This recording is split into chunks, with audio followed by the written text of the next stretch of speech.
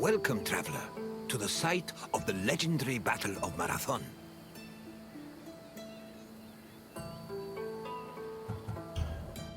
Marathon was the location of one of the greatest battles in Greek history. It was here where Athenians made a stand against the might of an imposing Persian fleet.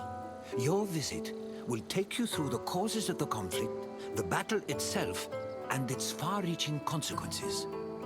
I will see you again once you're through. Farewell for now.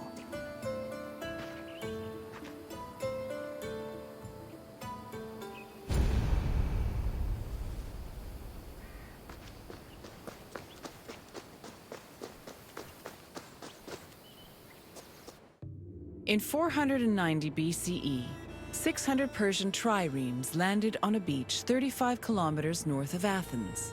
Standing in their way were 11,000 hoplites led by the prestigious Athenian general Miltiades. The Persian forces outnumbered the Greeks approximately 5-1, and yet the smaller force managed to push back their would-be conquerors. The Battle of Marathon was a major turning point in the Greco-Persian Wars, and the Athenians' victory would be celebrated for many years. The modern-day distance-running event is named a marathon in memory of a soldier from the battle who ran back to Athens to announce their victory, though whether this is real or legend is uncertain.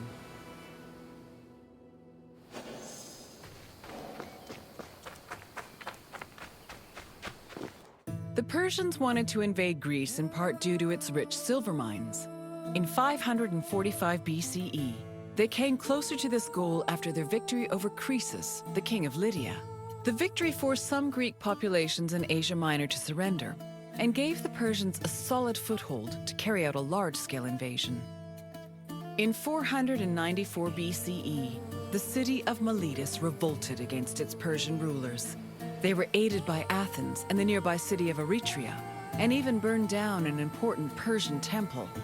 The Persian king Darius was enraged by their sacrilege, and in 491 BCE, sent messengers to the Greek cities demanding their submission. Athens and Sparta killed the Persian messengers, goading Darius to invade. The Persians began their attacks, first capturing the city of Naxos and enslaving its inhabitants, then taking the city of Eretria. Filled with confidence from their string of victories, the Persians set their sights on Athens.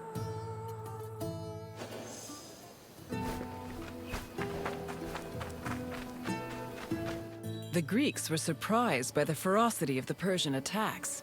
Seeking aid against the upcoming invasion, Athens was forced to appeal to other cities for help. In a surprising move, they asked for aid from Sparta, known for having the strongest army in Greece.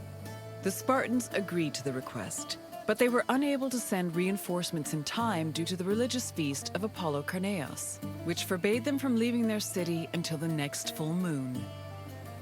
The only extra help Athens managed to acquire was from the small Boeotian city of Plataea, which sent an additional 1,000 hoplites. This was the first time in Greek history that their entire civilization was under attack from an external invader. Despite sharing the same language and same religion, Greek city-states had often warred amongst themselves. The Persian invasion was the first time they realized the necessity of collective action to ensure their survival.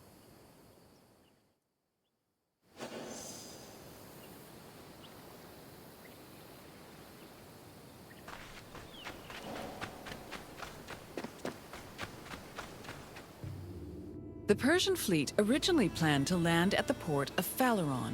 However, the exiled Athenian tyrant Hippias, who sided with the Persians, advised them to land at Marathon instead, where it would be easier to deploy cavalry. The Athenians were unaware of the Persian battle plans and left Marathon undefended. This allowed the Persians to quietly set up camp on the beach, while Athens scrambled to mount a defense.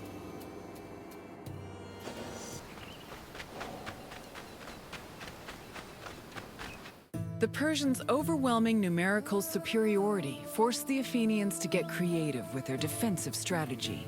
The city sent 10,000 hoplites, along with the extra 1,000 Plataean reinforcements, to a hill located above the Persian encampment. Once in position, Athenians had to decide whether to wait for the Persians to attack or to strike them first.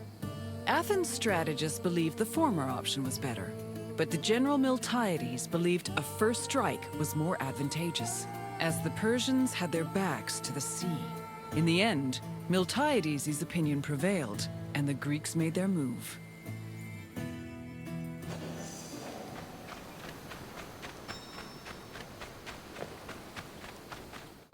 According to Herodotus, the Greek forces charged at the Persians without archers or cavalry. The Persians were unprepared for what they saw as an act of madness. While they were able to hold the Greeks back at first, they were eventually pushed back to their ships and forced to retreat.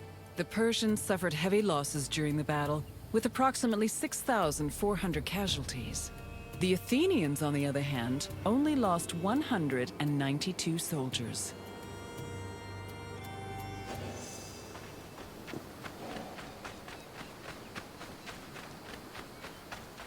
The victory at Marathon was considered miraculous. The Greeks attributed this miracle to the appearance of legendary heroes who they allegedly saw return from the dead to fight at their side in defense of the city.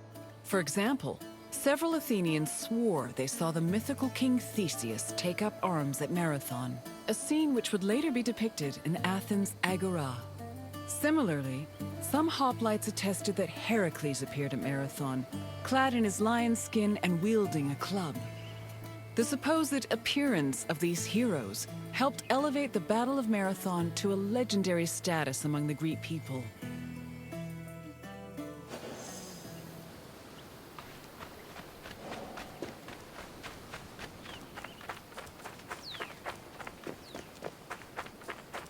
After the Persians fled Marathon, they tried to invade Athens by way of the Bay of Phaleron.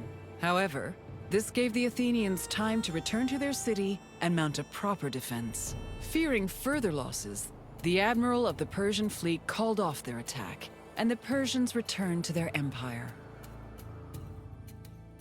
Darius was furious at the campaign's failure and decided to seek vengeance in a retaliatory expedition from both land and sea. Meanwhile, Sparta begrudgingly congratulated Athens on their victory.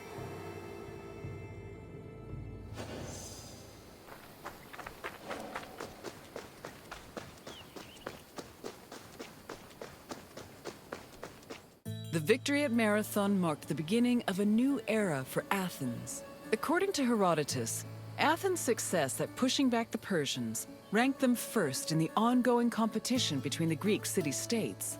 The Athenians immortalized their prestige by erecting monuments in both their own city and in Delphi. The Battle of Marathon was also perceived as a blow against tyranny. Tyranny went from being perceived as a simple flaw in authoritarian excess to major treason against the homeland, a sin that rulers would take great pains to avoid being accused of.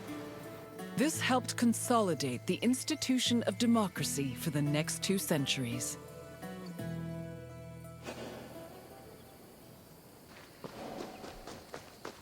I hope you enjoyed this look into the famous Battle of Marathon. It was not only a major turning point in the history of Athens, but also for all of Greece.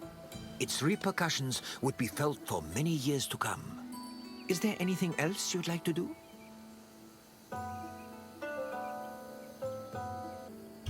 Farewell, traveler. I hope to see you again soon.